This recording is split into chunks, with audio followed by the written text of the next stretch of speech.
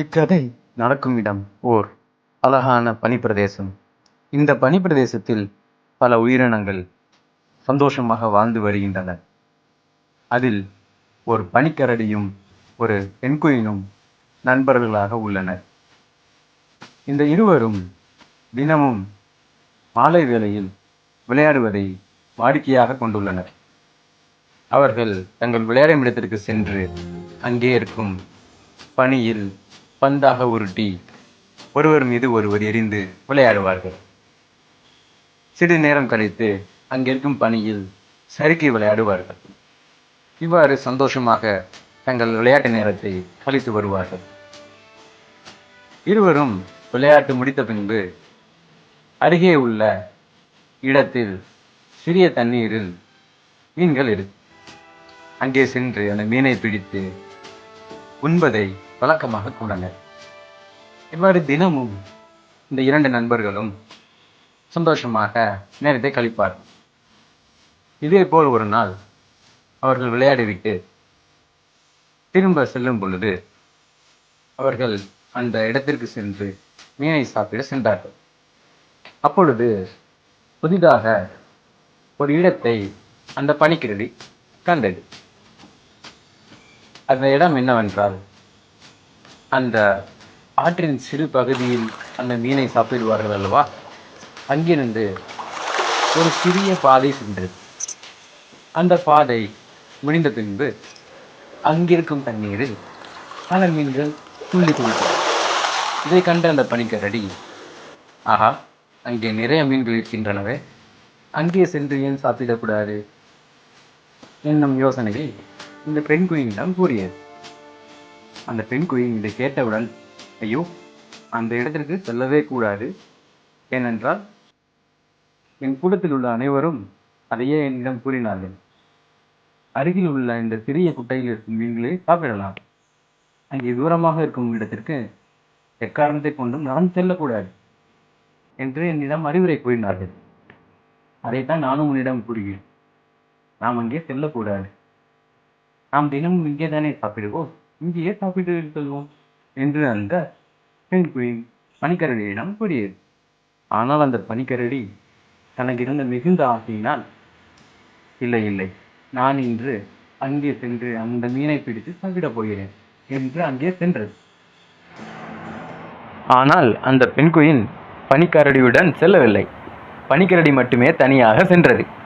அந்த பனிக்கரடி அந்த பாதையில் மெதுவாக சென்றது. அது செல்ல செல்ல அங்கே ஏதோ ஒரு பிரச்சனை இருப்பதை அறிந்தது அந்த கரடி. இதை அங்கே வெகு தூரத்தில் இருந்து அந்த பெண் குயினும் பார்த்து கொண்டே இருந்தது.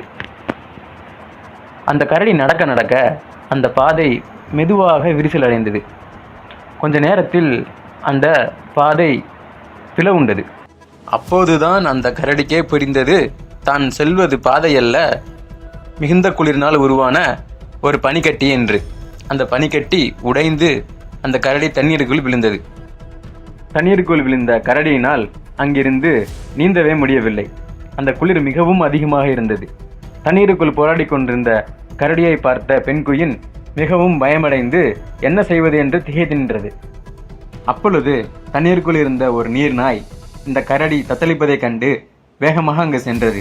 அங்கு சென்று அந்த கரடியை கரைக்கு தள்ளியது.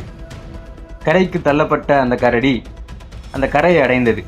கரையை அடைந்தவுடன் இந்த நீர்நாய் அந்த கரடியை பார்த்து, இப்பொழுது நலமாக இருக்கிறாயா, பரவாக இல்லையா என்று கேட்டது. அதற்கு அந்த கரடி, ஐயோ, அதிகமான குளிரினால் என் கை கால் எல்லாம் அசைக்கவே முடியவில்லை, என்ன செய்வதென்று தெரியவில்லை என்று கூறியது. அந்த நீர்நாய், நீ ஏன் அந்த பாதையில் வந்தாய்? அது தண்ணீரின் மேல் உருவான லேசான பனிக்கட்டி. நீ நடந்தவுடன் அது உறைந்து நீ தண்ணீரில் விழுந்து விட்டாய். இதுபோல் இனிமேல் செய்யாதே என்று அறிவுரை கூறியது அந்த நீர்நாய். அதை கேட்டவுடன் அந்த பனிக்கரடி, இல்லை, அப்பொழுதே என் நண்பன் கூறினான், நான் அதை கேட்காமல் உள்ளே வந்து விட்டேன். இனிமேல் எதை செய்தாலும் யோசித்து செய்ய வேண்டும் என்பதை நான் உணர்ந்து கொண்டேன் என்று அந்த பனிக்கரடி கூறியது. அந்த பெண் குயின் பனிக்கரடியை கூட்டிக் கொண்டு தங்கள் இல்லத்திற்கு சென்றார்கள்.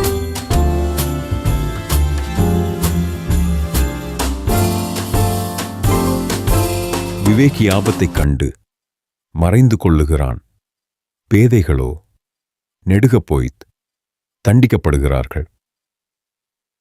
நீதிமொழிகள் 27:12. விவேகி ஆபத்தைக் கண்டு மறைந்து கொள்ளுகிறான். பேதைகளோ நெடுகப் போய்த் தண்டிக்கப்படுகிறார்கள். நீதிமொழிகள் 27:12. ஏசப்பா, உங்களுடைய பரிசுத்த நாமத்திற்கு ஸ்தோத்திரம். இன்னைக்கு நாங்க கத்துக்கிட்ட வசனத்தின்படி நாங்கள் தீங்குக்கும் ஆபத்துக்கும் எங்களை மறைத்துக் கொள்ள உதவி செய்யுங்க ஏசப்பா. பேதைகள் போல நாங்கள் நடவாமல் இருக்க எங்களுக்கு ஞானத்தையும் அறிவையும் தாங்க ஏசப்பா. நாங்க கற்றுக்கொண்ட வேத வசனத்தின்படி நாங்க ஒவ்வொரு நாளும் எங்கள் வாழ்க்கையில் நடக்க எங்களுக்கு கற்றுத்தாங்க ஏசப்பா. இயேசுவின் நாமத்தில் வேண்டிக் கொள்ளுகிறோம் எங்கள் பிதாவே. ஆமென்.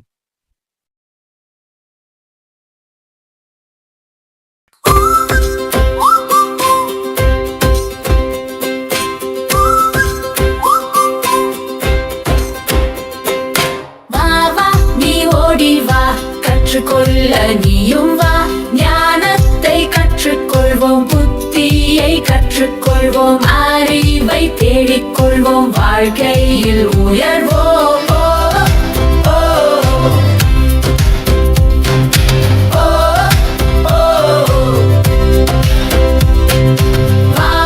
நீ ஓடி வா, கற்றுக்கொள்ள நீயும் வா.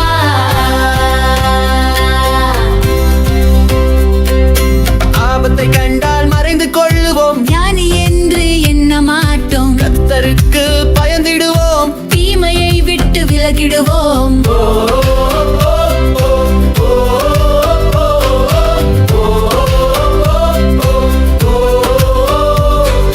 வா வா நீ ஓடி வா, கற்றுக்கொள்ள நீயும் வா. சொற்களின் மிகுதியில் பாவம் வரும், அகந்தை வந்தால் இலச்சையும் வரும்.